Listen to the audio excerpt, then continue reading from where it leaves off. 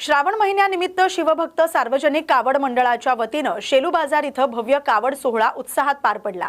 विविध आकर्षक वेशभूषा, धार्मिक देखावे, भक्तिमय कार्यक्रमांनी सोहळ्याला विशेष रंगत आली।